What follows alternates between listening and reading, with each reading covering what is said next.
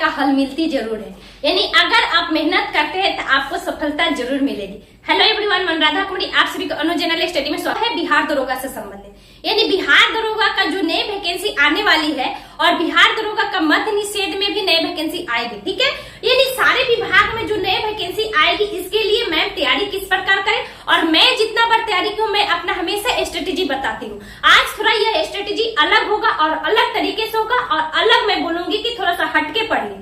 सबसे पहले मैं बोलूंगी कि इसको 3 पार्ट में मैं बांट देती हूँ। ठीक है, बुक यानी आपको बुक कौन सा लेना है। तो सबसे पहले दोस्तों बुक लेने के लिए मैं यहाँ पे एक जीके का बताती हूँ और एक जीएस का बताती हूँ, और दूसरा दोस्तों की प्रैक्टिस कैसे करना है, और तीसरा की बेस्ट कैसे करें। ठीक है, यानी अपने तैयारी को बेस्ट किस पर कर करें। तो बिहार दरोगा की वैकेंसी आएगी, सीधी सी बात है, आएगी। और रहा जीके के लिए, तो जीके के लिए आपको जो पढ़ना है वह मैं पिछला बार भी बोली थी कि जीके पढ़ने के लिए आपको एक ही बुक है। अगर आप लूसेंट भी पढ़ते हैं तो उसको बार बार पढ़िए, और साथ में मैंने बाद में जाकर घटना चक्र को पढ़ी और घटना चक्र के साथ अन्य बुक भी पढ़ी, जैसे कि क्राउन हो गया, क्राउन को भी मैंने कभी रिवीजन कर ली हूँ। फिर उसके बाद किरण पब्लिकेशन का मैंने एक बार पटना आई थी तो किरण का जो इतना मोटा बुक होता है उसको भी मैंने पढ़ा था, मतलब वो भी बहुत अच्छा बुक है। लास्ट में मैंने दृष्टि का क्विक बुक लिया। दृष्टि का आप जब क्विक बुक लीजिएगा दोस्तों तो आपको साइंस का खासकर बायोलॉजी का बहुत अच्छा है, यानी आप साइंस का बायो के लिए ले सकते हैं उनका। अब दूसरों आते हैं साइंस के लिए, यानी जीके का मैं बोल दी कि लूसेंट प्लस अगर घटना चक्र ये भी सफिशिएंट है, और ये पढ़ने के बाद आप प्रैक्टिस अच्छे से कीजिए, आपका तैयारी अच्छा होगा। और रहा साइंस का, तो साइंस का मैं पहले भी बोली थी प्यारे दोस्त कि अब पहले के जैसा एग्जाम नहीं रह गया है। ठीक है, तो पहले के जैसे एग्जाम नहीं रहेगा तो मैम साइंस किससे पढ़े, तो 9th and 10th का आप भारती भवन का बुक पढ़ सकते हैं। एनसीईआरटी आपके पास उपलब्ध नहीं है तो आप भारती भवन का जरूर बुक पढ़िए, हो सके तो एक का भी इसमें शामिल कर लीजिए साइंस के लिए। ठीक है, और देखिए बिहार दरोगा का जो दोस्तों अभी हाल ही में 1275 एग्जाम जो हुआ था उसमें जो वर्ल्ड हिस्ट्री का क्वेश्चन पूछा गया था वह 9th और 10th हिस्ट्री से था। यानी आप समझ सकते हैं कि सीधी सी बात है कि 10th क्लास का अगर 9th और 10th का हम लोग पूरा बुक पढ़ लेते हैं तो हमको कहीं भी जाने की आवश्यकता नहीं है। यानी आप यहाँ से हिस्ट्री भी उठा सकते हैं 9th 10th का, बायोलॉजी भी उठा सकते हैं।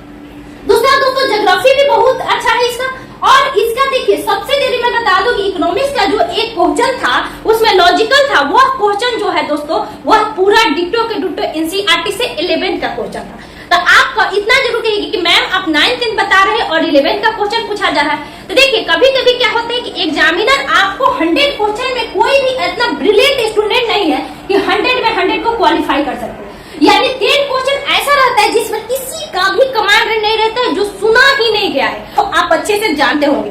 और खासकर जो दोस्तों प्यारे दोस्त 50 क्वेश्चन होते हैं जो सबके लिए सेम होता है, यानी 50 क्वेश्चन जो होती है सबके लिए एकदम समान दिया जाता है, जो आप भी जानते हैं और जो मैं नहीं पढ़ी हूँ हल्का प्रैक्टिस की हूँ वो भी जानेगा। ठीक है, यानी आप समझ सकते हैं इस बात को।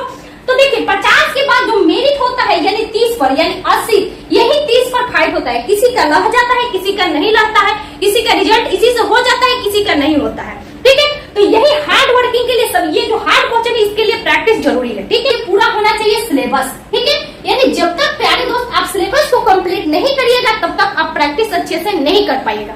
तो सिलेबस के लिए आपको तैयार करना पड़ेगा कि किस प्रकार पढ़े, तो आप एक सब्जेक्ट पर ध्यान दीजिए। यानी अगर हम नए स्टूडेंट हैं तो 2 सब्जेक्ट को ही लेकर चले। अगर आप सुबह में प्यारे दोस्त अगर फिजिक्स पढ़ रहे हैं तो शाम में आपका अगर फिजिक्स अगर साइंस में आपको रुचि लग रहा है तो फिजिक्स को पढ़िए, और साथ में 2 सब्जेक्ट लेके चलिए केमिस्ट्री सुबह में, और शाम में आप कोई भी जीके का पढ़िए। ठीक है, और रात में जैसे होता है दोस्तों सबको रिवीजन कीजिए, यानी यही प्रैक्टिस है, यही प्रैक्टिस का मतलब होता है रिवीजन, और इस रिवीजन को आपको प्रत्येक दिन पे करना पड़ेगा। ठीक है, यानी जब भी आप रिवीजन लीजिए प्रत्येक दिन पर लीजिए। अगर मैं आज 2 सब्जेक्ट को पढ़ी हूँ तो मेरा रात का फर्ज होता है कि ये 2 सब्जेक्ट को रिवीजन कर ही सोऊं, फिर नेक्स्ट डे जब दूसरा दिन आऊं फिर इसको रिवीजन करूं। देखिए किसी भी चीज को अगर आप पढ़ते हैं लगातार उसको 5 दिनों तक लगातार रिवीजन करते हैं तो आपको आसानी से याद हो जाता है। मैंने ऐसा देखी हूँ और मैं ऐसा की भी हूँ।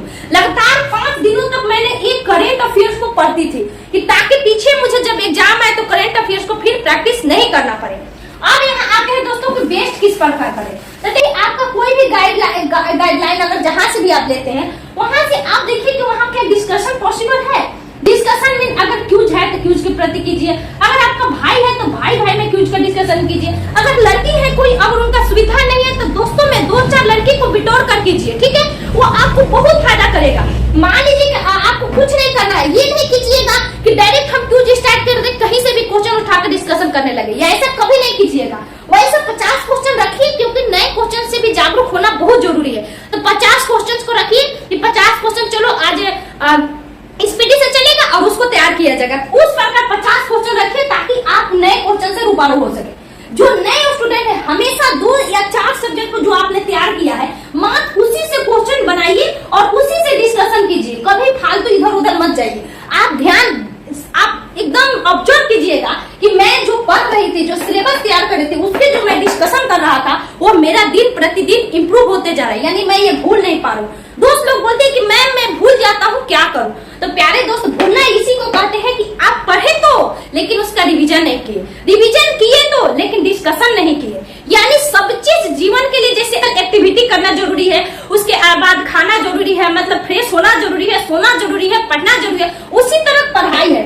हर क्षेत्र में हर एक चीज लागू होता है। यानी अगर आप पढ़ते हैं प्यारे दोस्त, तो पढ़ते हैं अगर आप, तो इसका भी डिस्कशन भी चाहिए, प्रैक्टिस भी चाहिए, और उसको याद करने के लिए क्या जरूरी है सबसे ज्यादा, वो आपके दिमाग में होना चाहिए कि डिस्कशन एंड प्रैक्टिस और बाय डेली रिवीजन। आप पढ़िए कम, 5 चैप्टर को पढ़िए लेकिन उसको अच्छे से रिवीजन कीजिए, ठीक है। मैं ऐसा करती हूँ कि आप लोगों को समझ में आ गया। दोस्तों प्लीज अच्छा लगे वीडियो तो जरूर शेयर कीजिएगा। Thank you so much.